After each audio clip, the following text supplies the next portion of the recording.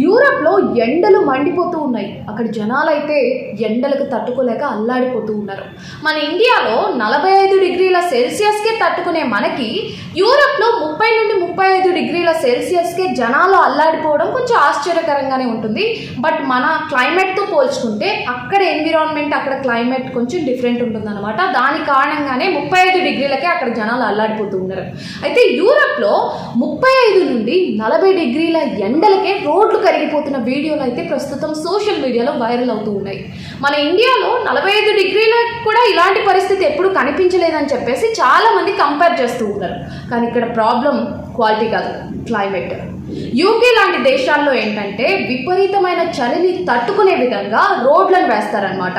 Cracks రాకుండా and సాగే గుణమున్న మెటీరియల్ని ఆ రోడ్ల నిర్మాణంలో వాడతారు. సో అవి సాఫ్ట్గా ఉండటంతో కొంచెం వేడి ఎక్కువగా తగిలితే అవి కరిగిపోవడం స్టార్ట్ అవుతుంది అనమాట. సో ఈ విధంగా అక్కడ 35 నుండి 40 డిగ్రీల సెల్సియస్కే రోడ్లు కరిగిపోతూ ఉంటాయి. కానీ ఇక్కడ మన ఇండియాలో అలా కాదనమాట. సో హై టెంపరేచర్స్ని సైతం తట్టుకునే విధంగా రోడ్లు ఉంటాయి. కాబట్టి మనం వాళ్ళతో కంపేర్ చేయకూడదు.